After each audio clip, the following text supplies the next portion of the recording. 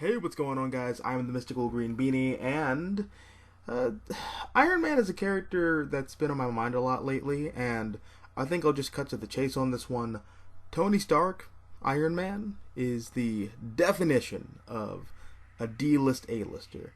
He's literally the most underrated, yet overrated character in the world of pop culture and comics. And the reason I say this is because nobody really seems to give a fuck about Iron Man outside of... You ever tried shawarma? There's a shawarma joint about 2 blocks from here. I don't know what it is, but I want to try it. Which is a real shame, because while I appreciate Robert Downey Jr.'s interpretation of Admiral Alcoholism, it's an interpretation. A valid one, much like Christopher Nolan's take on Batman with the Dark Knight trilogy, or Richard Donner's take on Superman with the Christopher Reeve duology. But much like Donner's take on Superman and Nolan's take on Batman, it's a take. One that casts a long shadow, no doubt, but once you start actually digging into the history and lore of the character itself, that shadow, that interpretation, it seems less impressive compared to the material that it's actually based on, or at the very least, not as absolute as its status in pop culture would lead you to believe. So, okay, let's talk comics. One of my favorite comics being published right now is Iron Man by Christopher Cantwell and Cafu. Hell, it's probably my favorite superhero comic coming out right now. Sorry guys, you're still up there too. But in order to talk about this book, it's going to be nigh impossible to not talk about the past 10 or so years of the character of Iron Man in comics and on screen. So, going back to, maybe 2005? There was this little comic by Eddie Granov and Warren Ellis called Iron Man Extremis. And this comic was sort of like a reset for the character of Iron Man. His origin was updated to reflect a more contemporary setting, so instead of being held captive by Korean rebels, he's held captive by a Middle Eastern extremist terrorist cell. And the book is all about how Tony Stark, as a character, is all about building a better future for humanity, even if the foundations for said future is built on blood. And his character arc is mirrored in his love interest that he has in the book, Maya Hansen. And Maya builds this thing called Extremis, a technovirus that rewrites human DNA and turns its host into a cyborg capable of interacting with computers, rebuilding limbs, adapting to various threats. Extremis literally makes you the most advanced creature on the planet. It's designed to take humanity to its furthest evolutionary point. I mean, it's in the name, Extremis, extremity, so, yeah. And it definitely lives up to its name. It basically turns you into Dr. Manhattan. Okay, well, maybe not Dr. Manhattan, more like Cyborg, who, at this point, is basically Dr. Manhattan, so my point still stands. And naturally, Tony Stark gets into a situation where he has to take Extremis in order to save his life, because plot, and themes, and stuff. And from then on, Iron Man has sort of been this transhumanist character, always pushing the boundaries of man and machine, begging the question, what does it even mean to be human in the 21st century? And from there, we got Civil War, which only further progressed Tony Stark's god complex and fetishization for absolute control in the name of protecting those he deemed lesser, which was further expanded upon in the Iron Man Director of S.H.I.E.L.D. series. And then we get to my personal favorite, which is Matt Fraction and Salvador Larroca's Invincible Iron Man series, which not only bridged the gap between classic Iron Man and modern Iron Man, but it was also a deconstruction of Tony Stark as a man, and a study into what Iron Man as an institution is to the tech industry in regards to the global industry of war, weapons manufacturing, affordable commercial appliances, and how that affects capitalism? But most importantly, what Iron Man means to Tony Stark. And then, for about 10 years, various artists and writers do their riff on modern Iron Man, while also incorporating elements from his insanely popular cinematic counterpart into his characterization and lore in the comics, until eventually he wound up becoming somewhat of a gross parody of Robert Downey Jr.'s Iron Man interpretation, and that's where we pick up with CAFU and Cantwell's Iron Man. So, for lack of a better term, based off what we've seen so far, I consider the current run on Iron Man to be the sobering up of the character. For so long, Iron Man was in a bit of a fog. It felt like nobody really knew what to do with him. And then Christopher Cantwell is announced to be the writer for the book. And for those of you who don't know, Cantwell was the writer for the 12-issue Doctor Doom miniseries that came out last year, and that was amazing. He's also a TV writer. He's the creator of *Halt and Catch Fire*, which I haven't watched, but I'm told is pretty good, and it's right up my alley because I'm really into tech and stuff like that. And CAFU was listed as the artist. And I haven't seen a lot of CAFU's art. The only other comic that I know him from was Grant Morrison's Action Comics, which they did 2 or 3 issues 10 years ago. So I was pleasantly surprised when they were announced for the book, especially when Marvel first released the art for promotion. Just really good stuff. And between a somewhat more grounded art style and a writer who doesn't come from the world of comics, but is probably becoming one of my favorite comic book writers, getting a chance to work on Iron Man, I was elated. And don't even get me started on Cantwell's pitch to take Tony Stark back to his roots while citing Denny O'Neil and David Michelinie and Bob Layton's respective runs on the character, which was an era that's home to some of my favorite Iron Man comics, and my favorite era for Marvel Comics as a whole, generally. The 80s and the 90s. The 70s and the 80s, that is. And I just had a lot of high hopes going into this run. And so far, much like my prom date, I'm not disappointed. And my biggest praise that I can give this book so far is that even though it's only 9 issues in, is that this genuinely feels like a comic book from the 1980s. But, not in the way that dudes in their 40s who endlessly bitch and moan about how modern comics don't live up to the oh-so-high bar of Larry Hama's 1980s G.I. Joe comics. No, it just feels like a comic book. I don't know how else to say it. Okay, wait, that's a lie. I do know how to say it. So, recently I what the fuck am I talking about? Recently I reread Mark Millar and Brian Hitch's Ultimates duology for my retrospective analysis on the Ultimates, which you can watch by clicking that thingy in the top left hand or right hand corner. It's in the corner. You'll see it. And something that I noticed when going back to those comics was that in a lot of ways, Ultimates was the blueprint for a lot of modern comic books, superheroes and otherwise.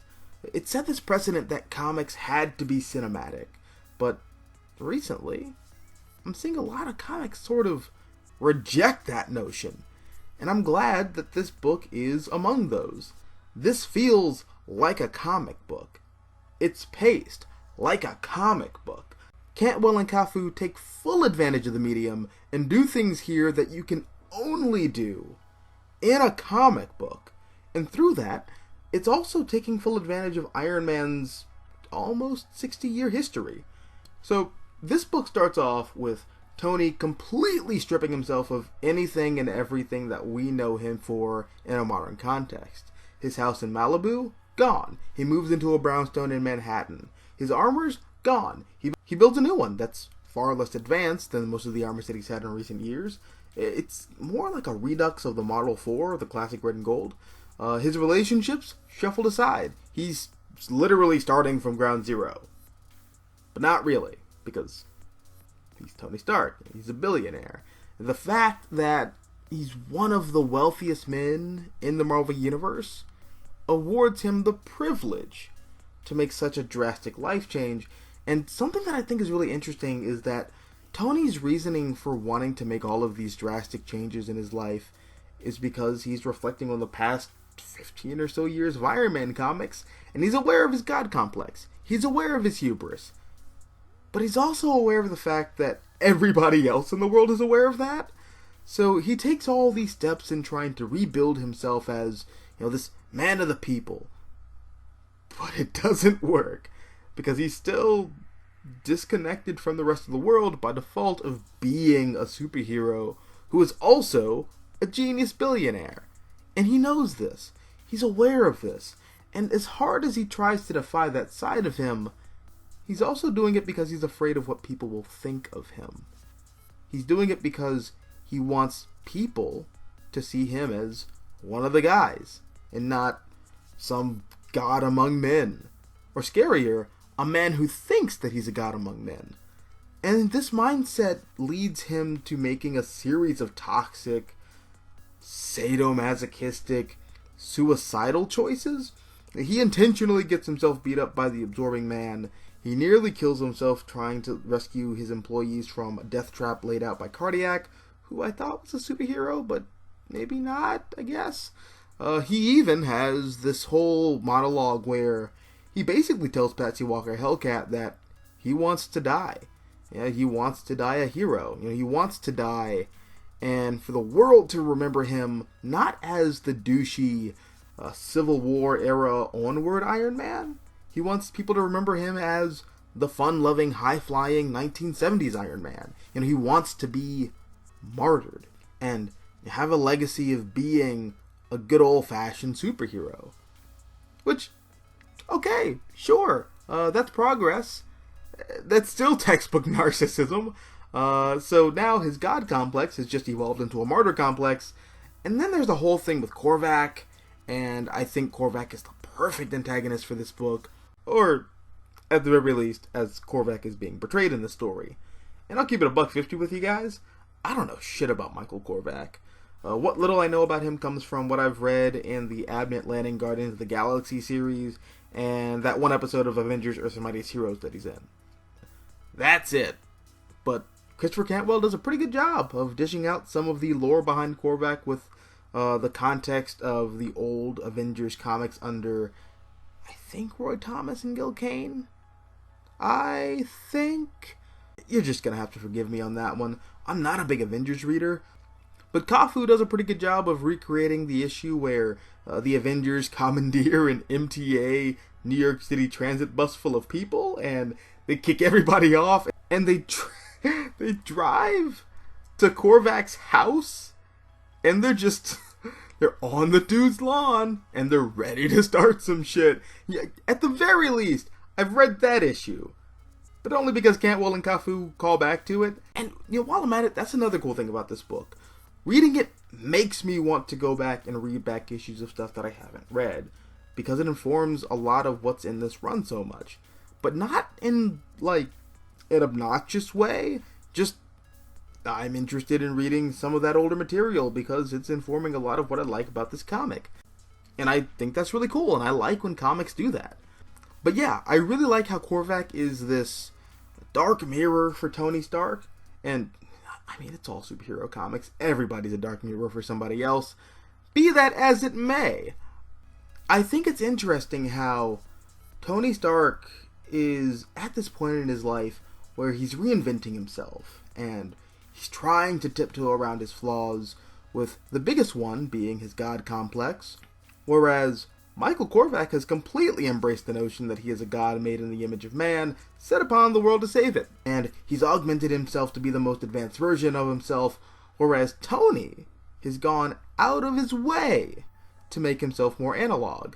And I've seen a lot of people critique that and say that that's something that they don't like about this book because it makes Tony stupid, but I also think that's kind of the point of the story. The whole thing with arrogance and how Tony's just kind of being bullheaded this entire series. I don't know. I like it a lot, and I think Cantwell is doing something with that, and I think it's really interesting. There's also this motif of the lightning of the gods, and how Tony inadvertently helps Korvac capture lightning using these lightning fields, and Korvac's going to use the energy that he's amassed from these lightning fields to give himself a power boost so that he can go into space and storm Galactus' ship, and then take the power cosmic for himself so that he can become God. And this book fucks. If it had a dick, or a vagina, or some kind of bad dragon penis vagina with googly eyes, I don't know what you're into, it would shove you against a wall, and it would fuck you. but like in a totally consensual manner, because you wanted this. You've wanted you've wanted the Iron Man book to fuck for so long. Like, you've waited. Okay, wait, when did Fraction and LaRocca's run end? Like 2012? Okay, so you've waited like 9 years. You've waited 9 years. I've waited 9 years. And here we are. Hey, look at us. Look at us. Huh? Who would have thought? Not me. There is one wrinkle, though. And it's not a wrinkle that I have, but it is something worth bringing up, and it's Hellcat. A lot of people have a real problem with Patsy Walker Hellcat in this book. I don't. Maybe it's because I'm just high off the fact that the Iron Man book is readable again, but I don't see a problem with Hellcat. As far as I'm concerned, with this book feeling as much as it does like a 1970s, 1980s, Michelini and Layton, Denny O'Neil era Iron Man comic, Patsy totally fills that Bethany Cabe role where she's the love interest who keeps Tony on his toes and doesn't take any of his shit, and she'll put him in place when he needs it. Like, I don't really see why anybody who's read Iron Man comics, or even just watched the movies, has a problem with this character and the role that they're given. Granted, she does sometimes take up a little more of the spotlight than I think is warranted, especially in issue 8, I think it is, where it's just an entire issue dedicated to her, and this Iron Man comic becomes a Hellcat comic. Okay, yeah, that was a little more than egregious. But on the whole, I think this comic is great. I love Cantwell's force for Tony Stark.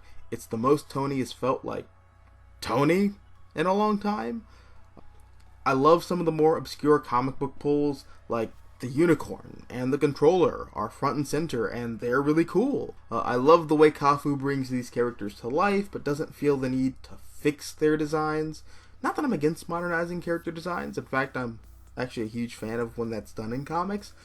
But I think given for the tone of the story that he and Cantwell are telling, I appreciate some of the sillier, classic character designs that are here that are being played 100% straight. I also love how Tony assembles a B-team Avengers of Misty Knight, Scarlet Spider, Frogman, and the Gargoyle. It really adds to that 1970s Marvel throwback vibe that I get from this book. Also, speaking of designs, I know that Alex Ross redesigned the Iron Man suit and gave Tony more of a traditional looking armor, but the way in which CAFU draws it, there's this weight and there's this grit, like you're watching a modified 70s muscle car speed up and down an empty street. It just, you know what? No, fuck it. No further explanation required. This book is great. Moon Dragon is in it. Buy it. So, yeah, those are my thoughts. But what about you? Do you like this book? I like this book. I very clearly like this book. Have you read it? After watching this video, are you considering picking it up? Let me know down below in the comment section. Also, if you like this video, hit the like button, share, support the channel, and if you want to see more content like this, all you have to do is subscribe. I'm the Mystical Green Beanie. Thanks for watching, and as always, until next time, adios nachos, adios.